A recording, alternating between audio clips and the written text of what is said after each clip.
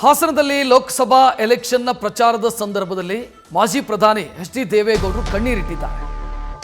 ಇನ್ನೊಂದು 7-8 ವರ್ಷ ನಾನು ಬದುಕಬಹುದು, ಮುಂದೆ ಏನು ಮಾಡಬೇಕು ಅನ್ನೋ ವಿಚಾರ ನನ್ನನ್ನು ಪ್ರತಿನಿತ್ಯ ಕಾಡ್ತಾ ಇದೆ.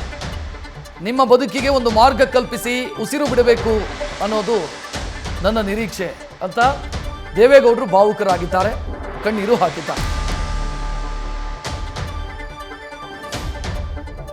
ಹಳೆಬೇಡಲ್ಲಿ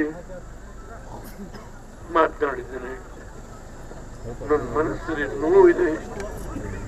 ಅವರ ಮೇಲೆ ಸುಮಾರು 22 ಜನ ಸೇರಿದ್ದೀರಿ. ನಮ್ ಗೌಡ ಬರ್ತಾನೆ, ಏನಾದ್ರೂ ಮಾಡ್ತಾನೆ. ಮೋದಿ ಜೊತೆ ಕೂತು ಫೋಟೋ ತೆಗೆಸ್ಕೊಳ್ಳೋದಲ್ಲ, ನಿಮ್ಮ ನೋಡಿದಾಗ ನಾನು ನೋವಿದೆ. ನನಗೆ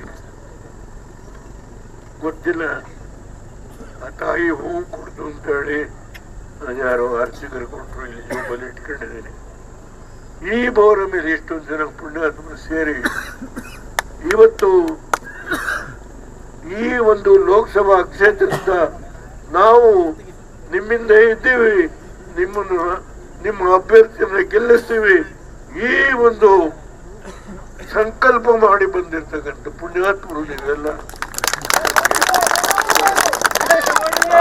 ನಮಸ್ಕಾರ ಮಾಡಿ. ಉಳಿದ ಇನ್ನೊಂದು 8 ವರ್ಷ ಬದುಕಬಹುದು. ನಾನು ಏನ್ ಮಾಡಬೇಕು ಅನ್ನೋದು ದಿನ ನಿತ್ಯ ಈ ತಲೆ ಒಳಗೆ ಯೋಚನೆ ಮಾಡ್ತೀನಿ ಬಿಡದೆ.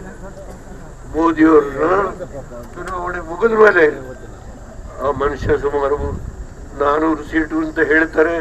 ಅವ್ರ ಪ್ರಧಾನಮಂತ್ರಿ ಆಗೋದು 100ಕ್ಕೆ 100%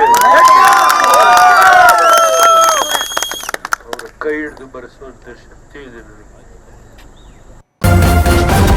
ನ್ಯೂಸ್ ಫಸ್ಟ್ ನಿರ್ಭೀತಿಯಿಂದ ನಿಮ್ಮ ಪರವಾಗಿ.